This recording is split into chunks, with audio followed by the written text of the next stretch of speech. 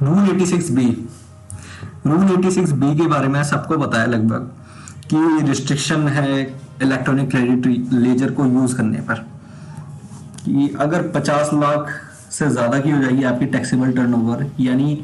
Export supply और exempt good supply को हटा करके अगर आपकी टर्नओवर 50 लाख से ज्यादा की है तो आपको 1% तो पे करना ही पड़ेगा। आप 99% सिर्फ और सिर्फ अपने इलेक्ट्रॉनिक क्रेडिट लेजर का यूज कर सकते हैं, ये सबको पता है। बट ये सबको नहीं पता है कि कुछ लोग हैं, कुछ रिस्ट्रिक्शंस हैं कि भैया इन लोगों को टेंशन लेने की जरूरत नहीं है और वो उन पर ये रूल एप्लीकेबल नहीं होता। यानी कि अगर आप इन में से कोई हैं तो 1% का रूल आप पर लागू नहीं होगा। आप मजे में अपनी आउटपुट सप्लाई कर सकते हैं और बिना किसी टेंशन के आप अपने कंटिन्यू कर सकते हैं। तो चलिए देखते हैं कि वो लोग कौन हैं। तो सबसे पहला है द सेम पर्सन और द प्रोप्राइटर, या फिर तो वो पर्सन प्रोप्राइटर, कर्ता, एचयूएफ का कर्ता, मैनेजिंग डायरेक्टर, कंपनी का मैनेजिंग डायरेक्टर, या पार्टनरशिप के कोई भी दो partner, whole time director company के, members of managing committee of association, यानी कि एसोसिएशंस ऑफ पर्सन होते हैं उसके मेंबर्स, ट्रस्ट के board of trustees as the case may be, have paid, उन्होंने पे कर रखा हो more than 1 lakh rupees as income tax under income tax act, उन्होंने 1 लाख से ज्यादा का इनकम टैक्स पे कर रखा हो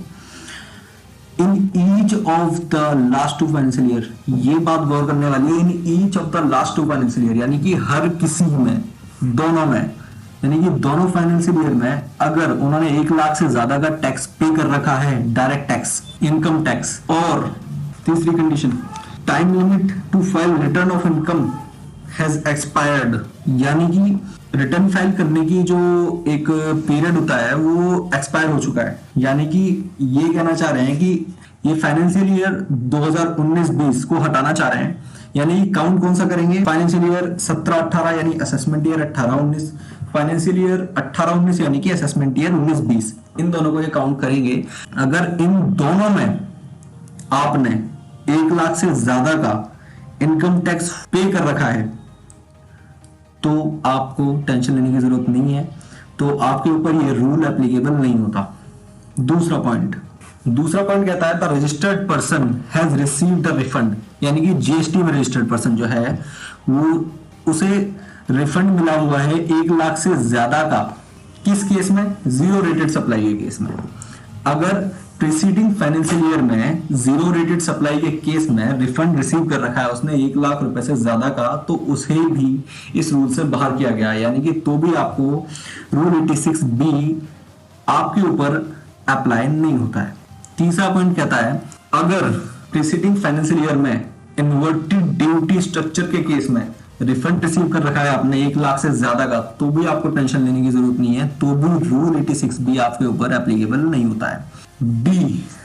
यानी 4th पॉइंट कहता है कि करंट फाइनेंशियल ईयर, यानी कि अप्रैल से लेकर के दिसंबर तक, यानी कि अभी जो हमारा 2020 गया है, अप्रैल 2020 से लेकर के दिसंबर 2020 तक जो आपकी आउटपुट टैक्स लायबिलिटी बनी है उसका 1% या उससे ज्यादा आपने कैश में पे कर रखा है, यानी कि कैश लेजर से आपने पे कर रखा है, तो भी आपके ऊपर ये रूल एप्लीकेबल नहीं होता है और आपको टेंशन लेने की जरूरत नहीं है। 5वां यानी कि ई पॉइंट कहता है द रजिस्टर्ड पर्सन इज, या जो रजिस्टर्ड पर्सन है किन पर ये एप्लीकेबल और नहीं होता है, गवर्नमेंट डिपार्टमेंट है, पब्लिक सेक्टर यूनिट है, लोकल अथॉरिटी है और स्टैट्यूटरी बॉडी है। जो इनका जो मेन मकसद है इस रूल को लाने का, 86B को लाने का, इसको लाने का एक्चुअल में रीजन ही ये है कि जो फ्रॉडस्टर्स बंदे हैं जिनका बिलिंग वगैरह का जो काम करते हैं उनको रोका जा सके कैसे भी करके, जो बिलिंग के पर्पज से इनपुट टैक्स क्रेडिट अवेल करते हैं। और ये लोग जो कि भैया 1 लाख से ज्यादा का इनकम टैक्स पे कर रहे हैं या फिर जिन्हें 1 लाख से ज्यादा का रिफंड रिसीव हो रहा है और जो 1% से ज्यादा का कैश में पे कर रहे हैं अपनी लाइबिलिटी का, आउटपुट टैक्स लाइबिलिटी का, और प्लस में गवर्नमेंट डिपार्टमेंट, ये लोग वो मानते हैं कि ये लोग फ्रॉड नहीं कर रहे हैं, तो इनके ऊपर इसलिए ये रूल नहीं एप्लीकेबल होता है। But provided further that the commissioner or an officer authorized by him in this behalf may remove the said restrictions after such verification and such safeguards as he may deem fit. यानी कि अगर कोई commissioner या officer authorised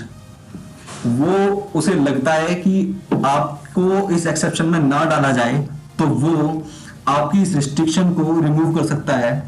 उसे अगर लगता है कि आप बिलिंग वगैरह का काम कर रहे हैं या आप गलत चीज कर रहे हैं तो वो आपके ऊपर से रिस्ट्रिक्शन हटा सकता है और आपको 1% वाला जो रूल एप्लीकेबल हो जाएगा आपके ऊपर, यानी कि 86B वाला जो रूल है कि 1% आपको पे करना ही पड़ेगा, वो वाला रूल आपको अप्लाई हो जाएगा। थैंक यू गाइज मेरी वीडियो देखने के लिए। अगर आपको कुछ अच्छा लगा हो तो वीडियो लाइक करिएगा, शेयर करिएगा। Thank you.